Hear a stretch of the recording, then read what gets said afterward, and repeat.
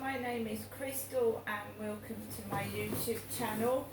Welcome old subscribers, welcome new. If you like my videos, please press the like button. If you like them even more, please subscribe. Alexa, what's the time please? The time is 8:55 p.m. Alexa, what's the date today? It's Sunday the 28th of August. And Alexa, what's the weather forecast for tomorrow?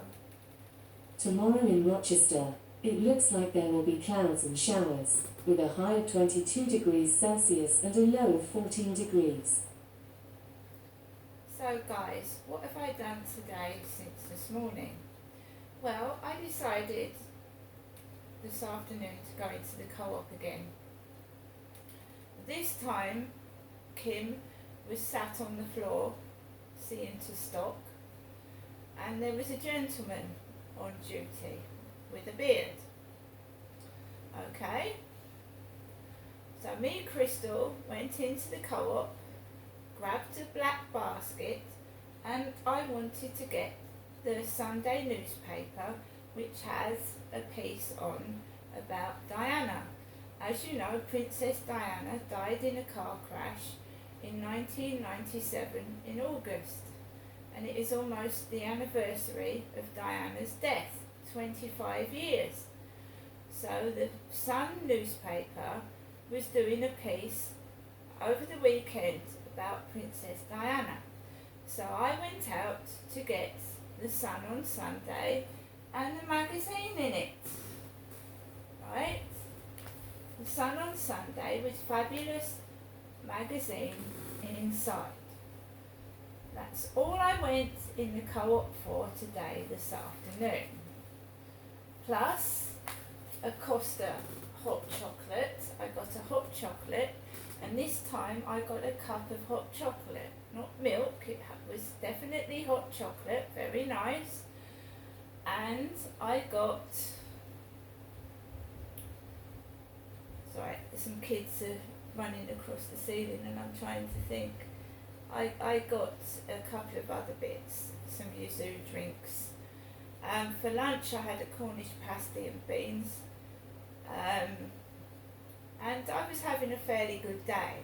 I was by myself, having a good day. I haven't met anyone off a dating site yet, and I'm glad I haven't, because I watched a piece that Murder Analysed had done on the Plenty of Fish killer, Carl.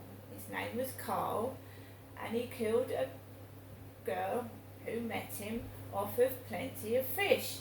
He was mentally deranged, and he'd been sectioned, and he'd just been let out, and just before the Christmas, this girl who met this killer of Plenty of Fish was murdered a few days before Christmas 2015. His name was Carl, C-A-R-L, and he was mentally ill, and he was allowed out, and he killed this young lady off of Plenty of Fish site. So I watched that, and I am now going to be extremely careful who I meet. And you've got to be careful, not only on dating sites, but people in the street. Because this Carl had told this girl he was a lawyer. And he wasn't, he was a mentally ill patient.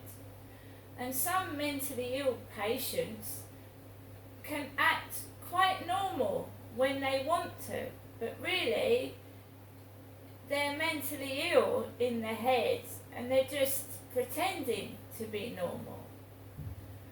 He had in fact told a nurse that he had fantasies of killing women, but they couldn't do anything about it because it was just a fantasy, and he hadn't harmed women to their knowledge at that point. So even though he knew he was a danger, and that he had these weird fantasies of strangling and murdering women and, copulating with the corpse, they couldn't do anything about it. So he went on to kill somebody off of Plenty of Fish. But you know, you can meet people outside and not know their history. How many times have you watched the news? Oh, I didn't know my neighbour was like that. I didn't know she was like it, or he was like it. He was so quiet. Nobody knows anybody. So it's not just off of dating sites that you've got to be careful. When you're meeting someone outside, you know, you've got to be careful. You have to use your own instincts. As the lady said, you're the only person that can keep you safe. Because people couldn't do anything about this guy because he hadn't actually done any harm to anybody. He was talking about it and fantasizing about it, but he hadn't actually murdered or harmed anybody, so they couldn't do anything with him. So you have to judge things with your own instincts, what you get. So, you know, I am now distinctly happy by myself, thank you. So the co-op was quiet. There was a ginger-bearded man in the co-op with a black cap on his head, and there was me in the co-op with a black cap on my head. Now, when I was with my mother a few days ago, she happened to say something to me, her daughter. Jennifer said to me that if she was going out with a man, he wouldn't have a beard or moustache. He wouldn't have a beard or moustache. Now, Derek, my dad, had a beard and a moustache. Derek used to shave his beard and moustache into, you know, like a handlebar moustache. He'd have a moustache and no beard, and then he'd have, when he died, my dad had a full beard. So I don't know what my mum was on about when she said to me a few days ago that she would not go out with someone with a beard or moustache, because Derek died and he has a full beard.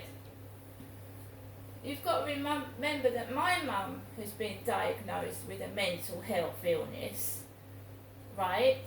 And they can appear normal, but in fact they're not normal at all. They can be in fact quite dangerous, right? Because especially schizophrenics who think they're God, Jesus, Winston Churchill, they've got ideas of grandeur. They think they're you know, God is the whole being, isn't it? Thinking that you're actually God. That is being more than self-centered, to actually think that you're God or Jesus Christ himself. But schizophrenics have split personalities and they think they're other people, right? And if they're not treated properly, they can be quite dangerous and aggressive, especially if you argue the toss with them and you don't know they've got a mental health illness. My dad and me knew my mum had a mental health illness, right? But to somebody else that goes into a schizophrenic's, you know, area where they are, and they start roaming on about their gods, they're this and they're that, they've been persecuted, and you know, it can be quite frightening for a strange person walking in and experiencing that, right? But my dad and I knew my mum had a mental health illness. And it's not me with schizophrenia. I suffer from anxiety and depression, which is totally different from schizophrenia. So I have to listen when I'm around my mum's to what she's saying. Okay? And I understand. And I'll sit there. And sometimes it will upset me. And I will get upset. Anybody would. But because I know what she's been through, then I understand, but somebody else wouldn't, and they would make fun and laugh and not understand, you see. So my mum rang me at 7 o'clock this evening. I've listened to the message. She said, "God bless Genestra. I love you, and I'm her daughter." So obviously you love your mum, you love your dad, you love your grandmother and everything like that, don't you? So she said, "I love you, Genestra," to me. And she said, "I hopefully see you next week. God bless." And then I was in the middle of watching Celebrity Chase with Bradley Walshin, who was talking to an Indian female celebrity. And I went out after my mother Jennifer's phone call. And I was feeling okay, happy. I'd been into the co-op, I was left alone, nobody spoke to me at all, no staff, nobody. Walked out of there, had my hot chocolate and my pasty, I was completely okay, playing with Max, throwing his ball around the flat. And I was watching telly on and off, 4 in a bed by myself. And then I get my mother's phone call and the atmosphere changes. It's like people want to start making fun of me again. So I go outside the flat, take Max around the Rochester Riverside, and there is a taxi around the Common Creek Wharf down the bottom, white taxi, and then this man in pink shorts and grey hair runs for this white taxi. And remember, it's me that Genestra usually gets a Star taxi, a white taxi, outside these flats, not Common Creek Wharf, these flats here. And it takes me up to my mum. So this guy with pink shorts on, man, white t-shirt, grey hair, starts running half a mile up the road to the taxi, and he gets to the driver, and starts talking to the driver. Now I walk on, and I go ahead. There's kids in the playground playing, mixed kids, black kids, white kids, all playing together in the playground. Walk past that, carry on down the path, couples walking together. I've been on my own all day, I haven't got a partner, so there was couples walking all over the place. And carries on walking onto the field. There's a couple behind me with grey hair, and she had long brown brunette hair. And then I walk around and there's like a man in a white hat behind me as well. And then I come round towards the bottom, and the guy with the pug dogs and his girlfriend is running fast with 2 white dogs. And I normally run down that path, jog a bit with Max. I jog with Max usually. So the guy with the pug dogs was doing what I was doing, running down the path. So I bypassed them and I started to walk home to my flats, as you've seen. Right? But I feel sorry for my mum because she's living in her own world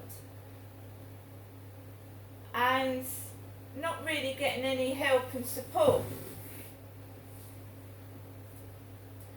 It must be quite frightening.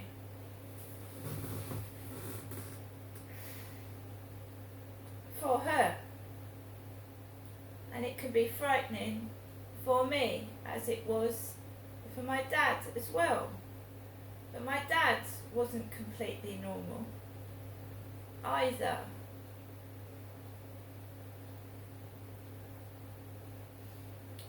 Anyway, guys, I'm keeping safe. You don't know anybody's history. We've had police officers kill. Police. Right, murder. What that lady says is you have to look after yourself, because nobody else can and nobody else will. And I've learnt that the hard way when I've asked police for help and they've not helped me at all. They've in fact made it worse. Worse. By not helping. I do not care, and I don't mean that in a nasty way, what I look like. That's the least of my problems. We're not on this planet very long, right? And you know, you wait a whole lifetime for happiness, and you know, it doesn't come. You know, it doesn't. I don't need people telling me when you find the right person. It's like sweet candy. It's like a tasty syrup. It's wonderful. I don't need people telling me that when they're hell-bent on destroying me and making my life a misery. I don't need that. If you found the one, good luck, but I haven't. See you later.